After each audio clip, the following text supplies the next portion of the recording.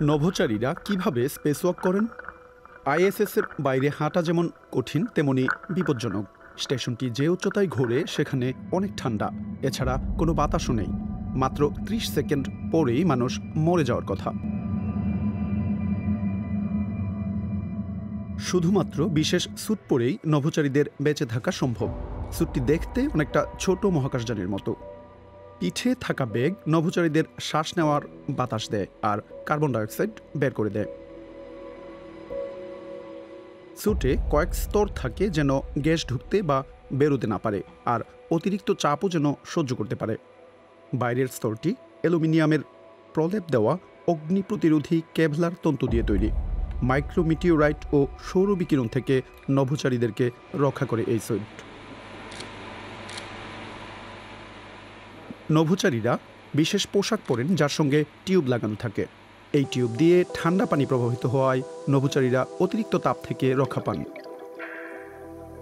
আইএসএসে যাওয়ার আগে নভোচারীরা বিশেষ সুইমিং পুলে ট্রেনিং নেন।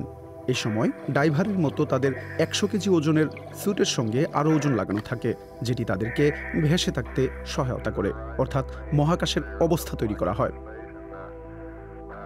আইএসএসে ওজনহীন পরিবেশ থাকে, কারণ এটি এত দ্রুত পৃথিবীর চারপাশে ঘোরে যে কেন্দ্রাতিক বল ও মধ্যাকর্ষণ একে অপরের ভারসাম্য বজায় রাখে। প্রতি সেকেন্ডে এটি ৭ কিলোমিটার পথ অতিক্রম করে। নভোচারীরাও একই গতিতে চলতে থাকেন, কিন্তু তারা সেটি টের পান না। স্টেশনের বাইরে নভোচারীরা তাদের নিজস্ব অরবিটে থাকেন। ছোট ধাক্কা বা নড়াচড়ার কারণে অরবিট পরিবর্তন হয়ে যেতে পারে। সেটি হলে তাদের দূরে চলে যাওয়ার সম্ভাবনা থাকে, যেমনটা এতদিন নভোচারীদের হারিয়ে ফেলা বিভিন্ন উপকরণের ক্ষেত্রে হয়েছে। সেটি হলে নভোচারীদের পক্ষে নিজে নিজে ফিরে আসা সম্ভব নয়। সে কারণে মহাকাশযানের সঙ্গে তাদের সব সময় আটকে থাকতে হয়। নাসা ১৯৮৪ সালে বিশেষ ব্যাকপ্যাক পরীক্ষা করেছিল। বিভিন্ন কাজে নভোচারীরা যেন মহাকাশযান থেকে দূরে যেতে না পারে সেজন্য এর প্রয়োজন অনুভূত হয়েছিল। জরুরি পরিস্থিতিতে পড়লে নভোচারীরা তাদের অবস্থান স্থিতিশীল করতে থ্রাস্টার চালু করে মহাকাশযানে ফিরে যেতে পারেন।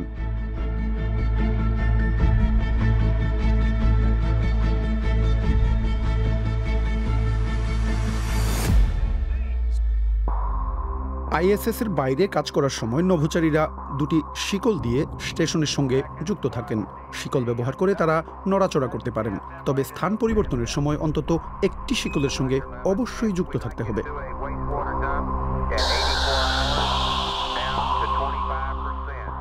আর দূরে যাওয়ার জন্য নভোচারীরা রোবোটিক হাত ব্যবহার করেন। নভোচারীদের নিরাপদে ধরে রাখার জন্য সেখানে রয়েছে বিশেষ প্ল্যাটফর্ম।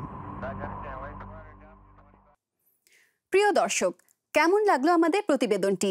আপনার মন্তব্য বা কোনো প্রশ্ন থাকলে জানান আমাদের, আর আমাদের সঙ্গে থাকতে চ্যানেলটি সাবস্ক্রাইব করুন।